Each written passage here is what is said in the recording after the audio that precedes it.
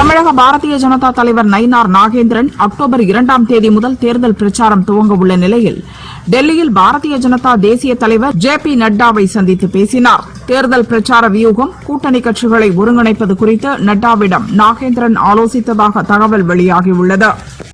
பணி நிரந்தரம், பணிக்கொடை உள்ளிட்ட கோரிக்கைகளை வலியுறுத்தி தமிழகம் முழுவதும் அங்கன்வாடி ஊழியர்கள் ஆர்ப்பாட்டம், போராட்டத்தில் ஈடுபட்டனர்.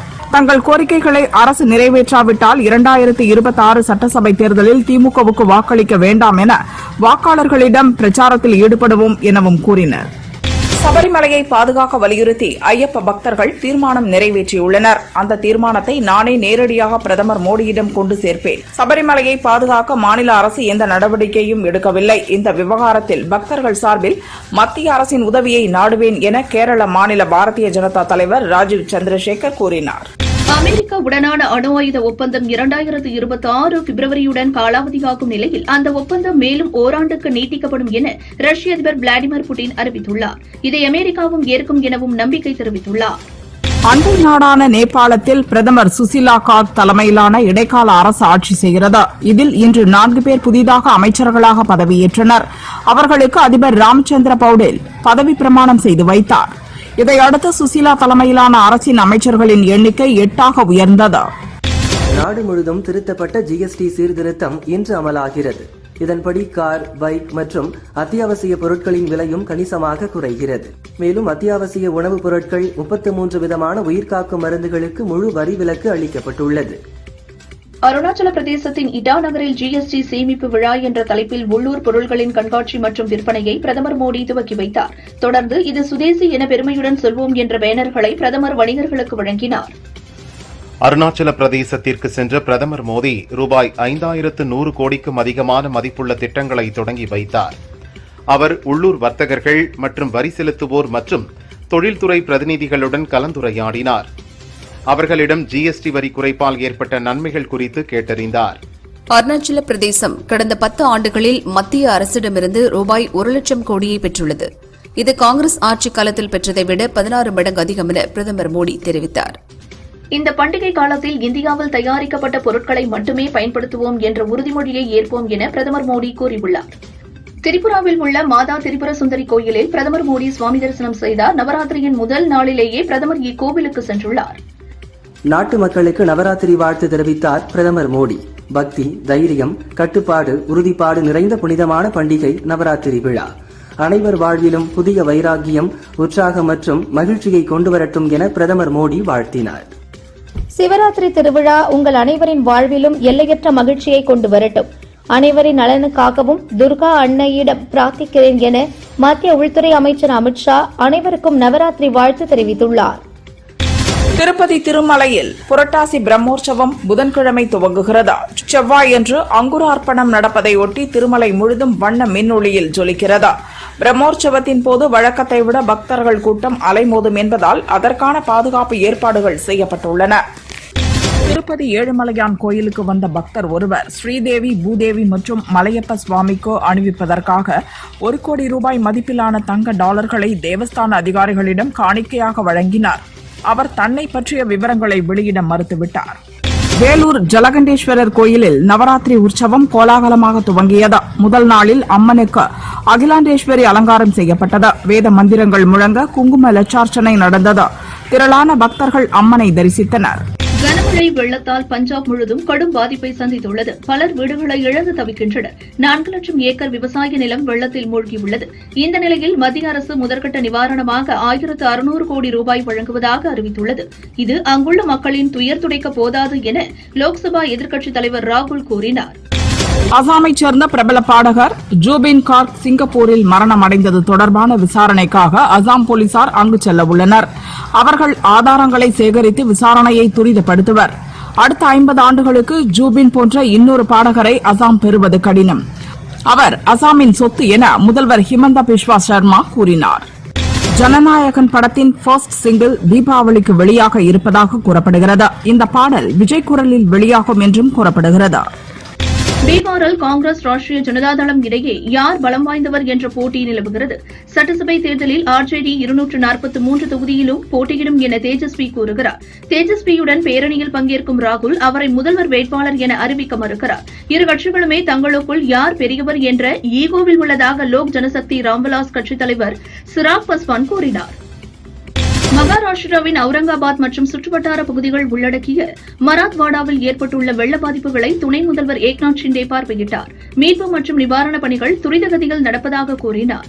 மொராக்கோவின் பாதுகாப்பு அமைச்சருடன் நடந்த சந்திப்பில் பாதுகாப்பு ஒத்துழைப்பு குறித்த ஒரு புரிந்துணர்வு ஒப்பந்தத்தில் கையெழுத்திட்டோம்.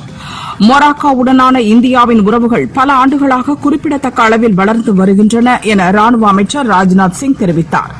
நவராத்திரி பண்டிகையை ஒட்டி அனைவருக்கும் வாழ்த்து தெரிவித்த லோக்சபா எதிர்க்கட்சித் தலைவர் ராகுல், துர்க்கை அன்னையின் அருள் உங்கள் வாழ்க்கையில் எப்போதும் மகிழ்ச்சி, அமைதி மற்றும் செழிப்பை கொண்டு வரட்டும் என தெரிவித்துள்ளார். ஜிஎஸ்டி சீர்திருத்தங்கள் மற்றும் சேமிப்புகளை எதிர்க்கட்சியினர் விரும்பவில்லை என மத்திய அமைச்சர் அஸ்வினி வைஷ்ணவ் தெரிவித்துள்ளார். ஜிஎஸ்டி வரி மறு சீர்திருத்தத்தால் இந்தியாவின் வளர்ச்சி முன்பை விட வேகமாக வளரும் என்று உள்துறை அமைச்சர் அமித்ஷா பாராட்டியுள்ளார். பிரதமர் மோடியின் அரசு நடுத்தர வர்க்கத்தினரின் சேமிப்பை அதிகரிப்பதை வரி சீர்திருத்தம் உறுதி செய்கிறது என்றார். ஆபரேஷன் சிந்தூர் பார்ட் 2, பார்ட் 3 என்பது பாகிஸ்தான் நடந்து கொள்வதை பொறுத்து இருக்கிறது. பயங்கரவாத செயல்களில் ஈடுபட்டால் அதற்கான பதில் கிடைக்கும் என ராணுவ அமைச்சர் ராஜ்நாத் சிங் கூறினார்.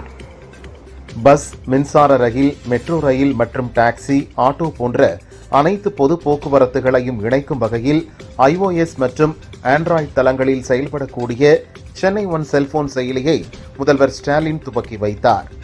மருத்துவ பணியாளர் தேர்வு வாரியம் மூலமாக விரைவில் 2417 செவிலியர் காலி பணியிடங்கள் நிரப்பப்படும் என முதல்வர் ஸ்டாலின் தெரிவித்துள்ளார். சிவகங்கை மாவட்டம் காளையார் கோவிலில் இயங்கி வரும் ஆதி திராவிடர் சமூக நீதி விடுதியில் விடுதி காப்பாளர் லட்சுமி விடுதி மாணவிகளை மதமாற்றத்திற்கு கட்டாயப்படுத்துவதாகவும் எழுந்த செய்தி அதிர்ச்சி அளிக்கிறது. அரசு விடுதியில் பணியாற்றும் ஒரு அரசு ஊழியருக்கு மதமாற்றம் செய்வதற்கான துணிச்சல் எங்கிருந்து வந்தது என நயினார் நாகேந்திரன் கேள்வி எழுப்பினார். திருச்சியில் 30.05 லட்சம் ரூபாய் செலவில் கட்டப்பட்ட அரசு பள்ளி கட்டிடத்தின் மேற்கூரை இடிந்து விழுந்து பெஞ்ச் உள்ளிட்டவை சேதமடைந்தது. சிறு குழந்தைகள் படிக்கும் அரசு பள்ளி கட்டிடங்கள் கூட திமுக ஆட்சியின் ஊழலில் இருந்து தப்பவில்லை என பாஜக மாநில முன்னாள் தலைவர் அண்ணாமலை விமர்சித்துள்ளார். தமிழகத்தில் படித்தவர் அமெரிக்காவின் தகவல் தொழில்நுட்பத் துறையின் முதன்மை அதிகாரியாக பணியாற்றி வருகிறார்.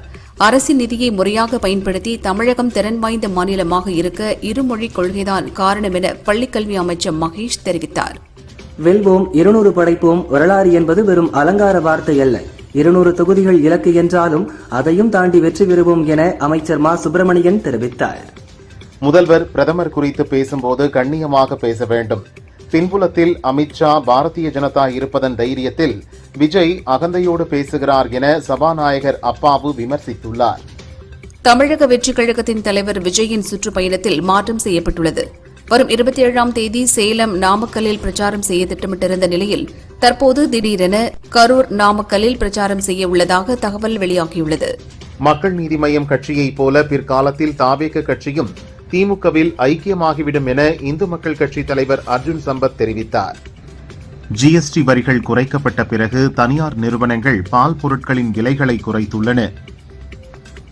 ஆவின் நிறுவனம் மட்டும் விலை குறைப்பு செய்ய மறுப்பது ஏன் என பாமக தலைவர் அன்புமணி கேள்வி எழுப்பியுள்ளார். ஜிஎஸ்டி வரி திருத்தத்தையொட்டி நெய் பொருட்கள் மீது ஆவின் நிறுவனம் தள்ளுபடியை அறிவித்துள்ளது. இந்த தள்ளுபடி இன்று முதல் நவம்பர் 30ஆம் தேதி வரை அமலில் இருக்கும் என ஆவின் நிறுவனம் தெரிவித்துள்ளது. வடகிழக்கு வங்கக்கடல் மற்றும் அதை சுற்றியுள்ள பகுதிகளில் இன்று காலை குறைந்த காற்றழுத்த தாழ்வு பகுதி உருவாகியுள்ளதாக இந்திய வானிலை மையம் தெரிவித்துள்ளது. தென் தமிழகம் மற்றும் அதனை ஒட்டிய பகுதிகளின் மேல் ஒரு வளிமண்டல மேலடுக்கு சுழற்சி நிலவுவதால் தமிழகத்தில் ஓரிரு இடங்களிலும் புதுச்சேரி மற்றும் காரைக்கால் பகுதிகளிலும் நாளை முதல் 27ஆம் தேதி வரை லேசானது முதல் மிதமான மழை பெய்யக்கூடும் என சென்னை வானிலை மையம் தெரிவித்துள்ளது. பிரிட்டன், ஜெர்மனி உள்ளிட்ட ஐரோப்பிய விமான நிலையங்கள் மீதான சைபர் தாக்குதலால் 3வது நாளாக இன்றும் விமான சேவை கடுமையாக பாதிக்கப்பட்டுள்ளது. அமெரிக்காவில் இண்டியானா மாகாணத்தில் மர்ம நபர் நடத்திய துப்பாக்கிச் சூட்டில் 2 பேர் பலியாகினர், 3 பேர் காயமடைந்துள்ளனர். அமெரிக்க அதிபர் டிரம்பின் நெருங்கிய ஆதரவாளரான சார்லி கிர்கின் நினைவஞ்சலி நிகழ்வு அரிசோனாவில் நடைபெற்றது. அதிபர் டிரம்பும் தொழிலதிபர் மஸ்கும் அருகருகே அமர்ந்தபடி பேசிக் கொண்டிருந்த காட்சி பேசுபொருளாகியுள்ளது. பாலஸ்தீன நாடு இருக்காது. படுகொலைக்கு பிறகும் பாலஸ்தீன அரசை அங்கீகரிக்கும் தலைவர்களுக்கு நான் ஒன்றை தெளிவாக சொல்கிறேன். ஜோர்டான் நதியின் மேற்கில் எந்த பாலஸ்தீன அரசும் இருக்காது என்று இஸ்ரேல் பிரதமர் நெதன்யாகு ஆவேசமாக பேசினார். தேர்தல் வந்தா போதும், ரோட்ல வந்து அவன் இஷ்டத்துக்கு பேசுறான், யாரோ வந்து என்ன பேசினாலும் ஒன்னும் வேலைக்கு ஆகாது, யாரும் முதல்வரை தொட்டு கூட பார்க்க முடியாது என விஜயை மறைமுகமாக அமைச்சர் காந்தி விமர்சித்துள்ளார். திமுக அரசால் ஏற்படுத்தப்பட்ட பிரதான பிரச்சினைகளுக்கு விரைவில் தீர்வு காண வலியுறுத்தி 234 சட்டமன்ற தொகுதிகளிலும் அக்டோபர் 5 முதல் நவம்பர் 30 வரை பாஜக போராட்டங்களை முன்னெடுக்கும் என பாஜக மாநில செயலாளர் வினோஜ் பி செல்வம் தெரிவித்துள்ளார். உஸ்பெகிஸ்தானில் நடந்த கிராண்ட் ஸ்விஸ் செஸ் தொடரில் சாம்பியன் பட்டம் வென்று தமிழக வீராங்கனை வைஷாலி சாதனை படைத்தார். வைஷாலியின் சாதனையை பாராட்டும் விதமாக தமிழக தொழில் முதலீட்டு கழகத்தில் இளநிலை அலுவலர் பணிக்கான நியமன ஆணையை முதல்வர் ஸ்டாலின் வழங்கினார். ஷேல் மீத்தேன் எரிவாயு திட்டங்கள் குறித்து தமிழக அரசின் நிலையை தெளிவுபடுத்த கோரி வரும் அக்டோபர் 2ஆம் தேதி காந்தி ஜெயந்தி அன்று உண்ணாவிரத போராட்டம் நடத்தப் போவதாக தமிழக காவிரி விவசாயிகள் சங்க பொதுச் செயலாளர் PR பாண்டியன் தெரிவித்துள்ளார். முதல்வரின் காலை உணவு திட்டத்தால் 20.59 லட்சம் குழந்தைகளும், தமிழ் புதல்வன் திட்டத்தால் 3.92 லட்சம் மாணவர்களும் பயனடைந்து வருகின்றனர் என அரசு செய்தி தொடர்பாளர் அமுதா IAS தெரிவித்துள்ளார். பாமக சிறை நிரப்பும் போராட்டம் குறித்து போக்குவரத்து அமைச்சர் சிவசங்கரிடம் செய்தியாளர்கள் கேள்வி கேட்டதற்கு இத்துடன் விளையாட்டு செய்திகள் நிறைவடைந்ததாக கிண்டலாக பதிலளித்தார். எந்த கூட்டத்தையும் கண்டு நீங்கள் பயப்பட வேண்டாம், எம்ஜிஆர் கூட்டத்தை எவனாலும் வெல்ல முடியாது என அதிமுக கூட்டத்தில் முன்னாள் அமைச்சர் செல்லூர் ராஜு பேசினார். தமிழகத்தில் எத்தனை கட்சிகள் உருவானாலும் 2026 சட்டசபை தேர்தலில் திமுக கூட்டணி மகத்தான வெற்றி பெறும். ஸ்டாலின் மீண்டும் 2வது முறையாக முதல்வராக உறுதியாக பொறுப்பேற்பார் என நகராட்சி நிர்வாக அமைச்சர் நேரு தெரிவித்தார். ஒவ்வொரு ஊருக்கும் ஒவ்வொரு சிறப்பு உண்டு. திண்டுக்கலுக்கு சிறப்பு பூட்டு. 2026 திமுக ஆட்சிக்கு பூட்டு போட வேண்டும் என திண்டுக்கல்லில் பாஜக பூத் கமிட்டி நிர்வாகிகள் மாநாட்டில் நயினார் நாகேந்திரன் தெரிவித்தார். ஈஷா கிராமோற்சவம் விளையாட்டு திருவிழா நமது நாட்டை விளையாட்டில் வல்லரசாக்கும் நோக்கில் எடுக்கப்படும் மிகப்பெரிய முன்னெடுப்பு என கோவையில் நடந்த ஈஷா கிராமோற்சவ விளையாட்டு திருவிழாவில் பங்கேற்ற மத்திய அமைச்சர் மன்சுக் மாண்டவியா தெரிவித்தார். தமிழகத்தை பொறுத்த அளவில் ஆட்சிக்கு பங்கு, அதிகாரத்தில் பங்கு என்பது காங்கிரஸ் தொண்டர்களின் எண்ணமாக உள்ளது என காங்கிரஸ் MLA சசிகாந்த் செந்தில் தெரிவித்தார். பிரதமர் மோடியின் 75வது பிறந்த நாளை முன்னிட்டு போதைப்பொருள் இல்லாத பாரதத்தை உருவாக்கும் நோக்கில் நாடு முழுதும் 75 இடங்களில் ஒரே நேரத்தில் மோடி யுவா ரன் எனும் மாரத்தான் போட்டி நடந்ததாக பாஜக மாநில தலைவர் நயினார் நாகேந்திரன் தெரிவித்தார். தன் தலைமையில் இயங்கும் பாமகவை 30 தொகுதிகளை கொடுக்கும் திமுக அல்லது அதிமுக கூட்டணியில் இணைக்க ராமதாஸ் திட்டமிட்டுள்ளதாக கூறப்படுகிறது. திருப்பத்தூர் மாவட்டம் மானியம்பாடி அருகே தமிழக ஆந்திர எல்லையில் சுமார் 3500 லிட்டர் சாராய ஊழல், 113 லிட்டர் சாராயம் மற்றும் மூலப்பொருட்களை பறிமுதல் செய்த போலீசார் அவற்றை அழித்தனர். வங்கதேசத்திலிருந்து கடல் வழியாகவும் நம் நாட்டுக்குள் நுழைகின்றனர். இந்த ஊடுருவலை தடுக்க தமிழக அரசிடம் முழுமையான திட்டங்கள் இல்லை என இந்து முன்னணி மாநில தலைவர் காடீஸ்வர சுப்பிரமணியம் குற்றம் சாட்டினார்.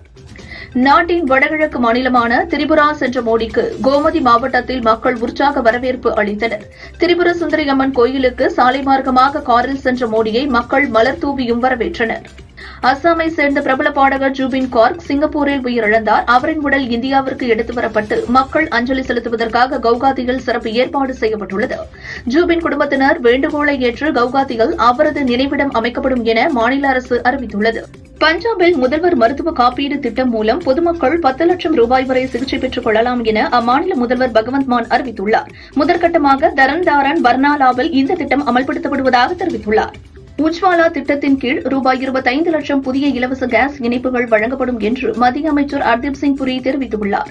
இது பெண்களுக்கான பரிசு, பெண்களை துர்கை போன்று பிரதமர் மதிப்பதற்கு சான்று என்றார்.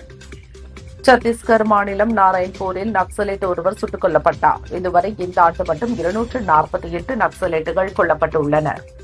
பெங்களூருவில் இருந்து வாரணாசிக்கு சென்று கொண்டிருந்த ஏர் இந்தியா எக்ஸ்பிரஸ் விமானத்தில் விமானியின் அரைக்கதவை திறக்க முயன்ற நபரால் பரபரப்பு ஏற்பட்டது. விமானம் தரையிறங்கியதும் அந்த நபரை போலீசாரிடம் ஒப்படைத்தனர். கான்பூரில் இருந்து டெல்லிக்கு புறப்பட தயாராக இருந்த இண்டிகோ விமானத்தில் எலி ஒன்று அங்குமிங்கும் ஓடியதால் பயணிகள் அலறினர். போக்கு காட்டிய எலி நீண்ட முயற்சிக்கு பின் சிக்கியது. எலியால் விமானம் புறப்பட 3 மணி நேரம் தாமதமானதால் பயணிகள் அவதிக்குள்ளாகினர்.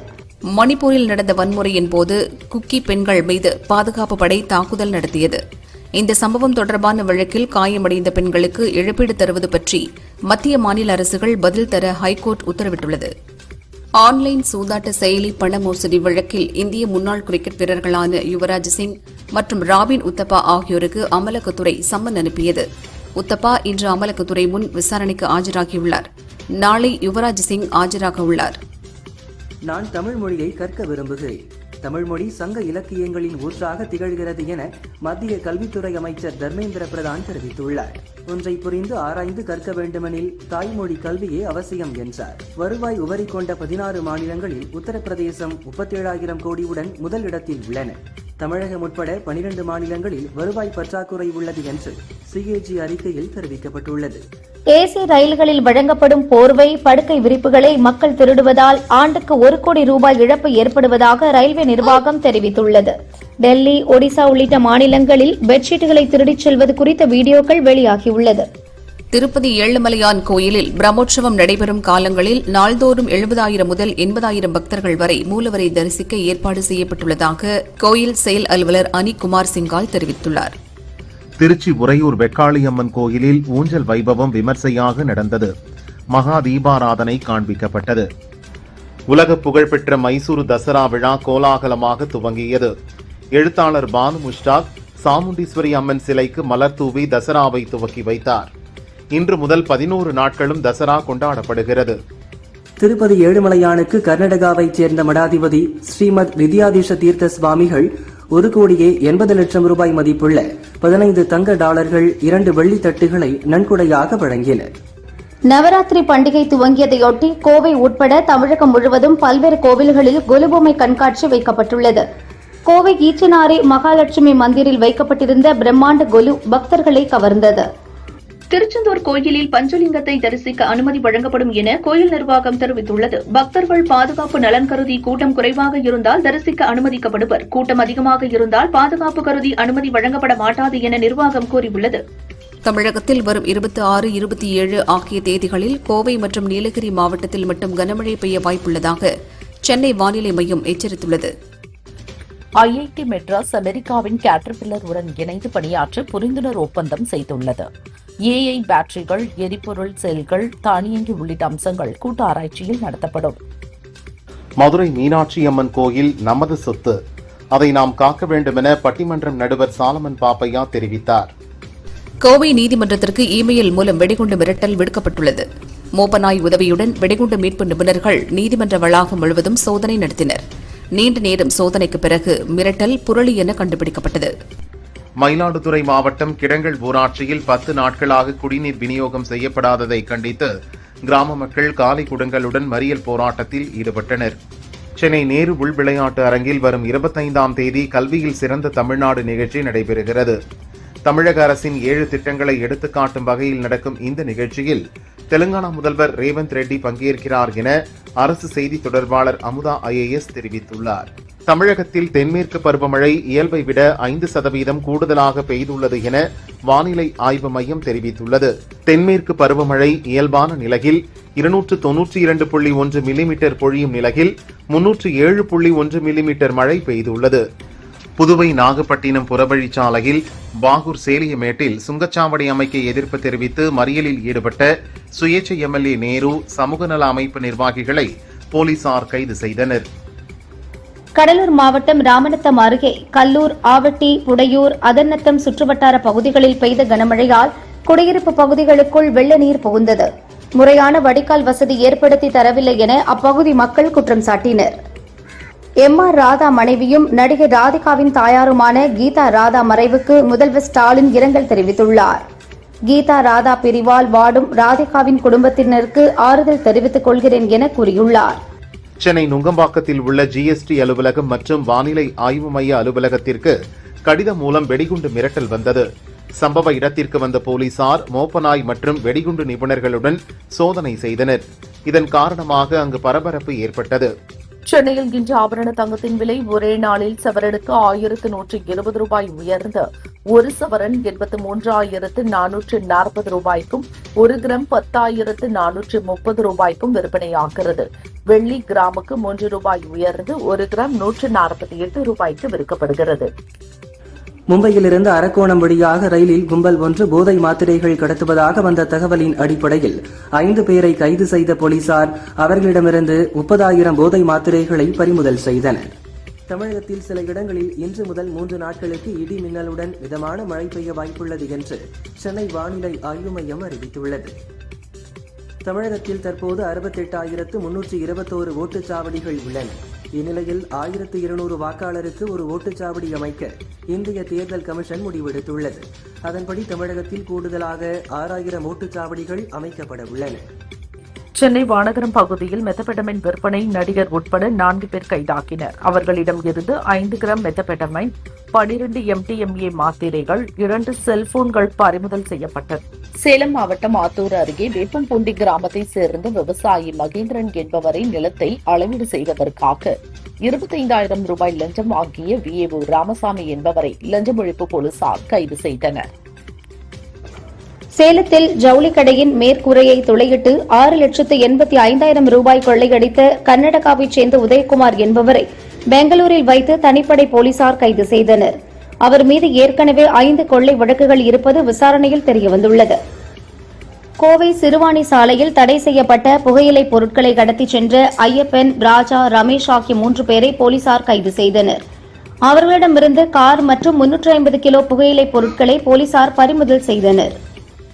பாகிஸ்தானில் பயங்கரவாதிகளுக்கு எதிரான தாக்குதலில் கைபர் பக்துன்கவா மாகாணத்தில் உள்ள கிராமத்தின் மீது பாகிஸ்தான் விமானப்படை 8 வெடிகுண்டுகளை வீசியதில் அப்பாவி மக்கள் 30 பேர் இறந்தனர். ரகாசா சூறாவளி எதிரொலியாக ஹாங்காங் விமான நிலையம் 36 மணி நேரம் மூடப்படும் என்று அதிகாரிகள் அறிவித்துள்ளனர்.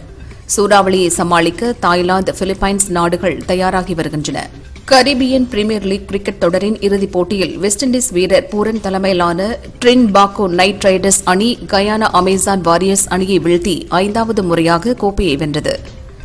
பெங்கால் கிரிக்கெட் சங்க தலைவராக இந்திய அணியின் முன்னாள் கேப்டன் சௌரவ் கங்குலி தேர்வாகிறார். சௌரவ் கங்குலியை எதிர்த்து யாரும் வேட்புமனு தாக்கல் செய்யவில்லை. தனுஷ் இயக்கத்திலும் நடிப்பிலும் உருவாகியுள்ள இட்லி கடை திரைப்படம் அக்டோபர் 1ஆம் தேதி உலகம் முழுவதும் வெளியாகிறது. தற்போது இந்த படத்திற்கு தணிக்கை குழு சான்றிதழ் வழங்கியுள்ளதாக படக்குழு போஸ்டர் வெளியிட்டு அறிவித்துள்ளது. நடிகர் கௌதம் ராம் கார்த்திக் கைவசம் கிரிமினல், மிஸ்டர் எக்ஸ் உள்ளிட்ட 3 படங்கள் உள்ளன. இப்போது புதிதாக சின்னசாமி பொன்னையா என்பவர் இயக்கும் பெயரிடப்படாத படத்தில் நாயகனாக நடிக்கிறார். இதன் படப்பிடிப்பு துவங்கியுள்ளது. யுவன் இசையமைக்கிறார். கோவில்பட்டி துவங்கி காஷ்மீர் வரை படப்பிடிப்பு நடக்கிறது. ஆக்ஷன் கலந்த த்ரில்லர் படமாக உருவாகிறது. நடிகை அனுபமா பரமேஸ்வரன் ஒரு பேட்டியில், என் பழைய நண்பனுடன் சில காரணங்களால் பேசவில்லை. அவன் எனக்கு குறுஞ்செய்தி அனுப்பினான், பதில் தரவில்லை. அதற்கு 2 நாட்களுக்கு முன்பு அவனை பார்த்தும் பேசவில்லை. அடுத்த 2 நாட்களில் அவன் கேன்சரால் இறந்துவிட்டான். தனக்கு கேன்சர் என்று அவன் அனுப்பிய செய்தியை பின்னர் தான் பார்த்தேன். இப்போது வரை அது ஒரு மோசமான ஞாபகமாக என் மனதில் இருக்கிறது என்றார். தமிழ், மலையாளம், தெலுங்கு மொழிகளில் நடித்து வந்த வர்ஷா பல்லம்மா தனது தாய்மொழியான கன்னடத்தில் இதுவரை நடித்ததில்லை. தற்போது முதன்முறையாக கன்னடத்தில் PC சேகர் இயக்கும் மகான் என்ற படத்தில் நாயகியாக நடிக்க ஒப்பந்தமாகியுள்ளார். 10 ஆண்டு சினிமா பயணத்தில் தன் சொந்த மொழியில் இப்போதுதான் அறிமுகமாகுவது மகிழ்ச்சி என வர்ஷா தெரிவித்துள்ளார். ஜித்து ஜோசப் இயக்கத்தில் மோகன்லால் நடிப்பில் 2013 திருஷ்யம் படம் முதல் பாகமும் 2021 திருஷ்யம் 2ஆம் பாகமும் வெளியாகி வரவேற்பை பெற்றது. இப்போது மீண்டும் இவர்கள் கூட்டணியில் 3ஆம் பாகம் உருவாகிறது. இதன் படப்பிடிப்பு பூஜை இன்று ஆரம்பமானது.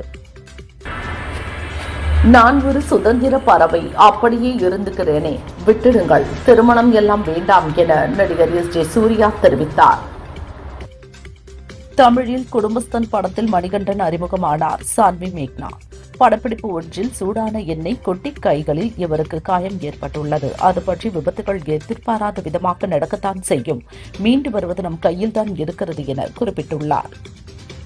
நடிகர் விஜய் ஹிந்தியை எதிர்த்துதான் அரசியல் செய்கிறார். அதைத்தான் நாங்களும் செய்கிறோம். அடுத்த முறை விஜய்க்கு திமுக தான் ராஜ்யசபா சீட்டு கொடுக்க வேண்டும். ஏனென்றால் விஜய் திமுகவிற்கு வந்துவிடுவார் என இயக்குனர் பழனியப்பன் கூறியுள்ளார். கடந்த வாரத்துடன் இந்த ஆண்டில் வெளியான படங்களின் எண்ணிக்கை 190 கடந்துள்ளது. இந்த வாரம் செப்டம்பர் 26 அந்த 7 நாட்கள் கைலன், கிஸ்மி இடியட், ரைட், குற்றம் தவிர, சரீரம், டோர் நம்பர் 420, பனை, IAS கண்ணம்மா ஆகிய படங்கள் வெளியாக உள்ளன. இவற்றுடன் விஜயின் குஷி படம் ரீ ரிலீஸ் ஆகிறது. பாலாஜி மோகன் இயக்கத்தில் தனுஷ், சாய் பல்லவி நடித்து 2018 வெளிவந்த படம் மாரி 2. யுவன் இசையில் தனுஷ் எழுதி தீயுடன் இணைந்து பாடிய ரவுடி பேபி பாடல் யூடியூபில் முதலில் 1000 மில்லியன் பாடல் என்ற சாதனையை படைத்தது. இப்போது அது 1700 மில்லியன் பார்வைகளை கடந்துள்ளது. கவின் நடித்து நடன இயக்குநர் சதீஷ் கிருஷ்ணன் இயக்கியுள்ள கிஸ் படம் கடந்த 2 நாட்களில் பாக்ஸ் ஆபீஸில் 1.6 கோடி வசூலித்துள்ளது. தமிழகத்தில் சமூக நீதி ஆட்சி நடைபெறுகிறது. 2026ஆம் ஆண்டு திமுக ஆட்சி அமைந்தால்தான் தமிழகத்திற்கு பாதுகாப்பு என நடிகர் சத்யராஜ் தெரிவித்தார்.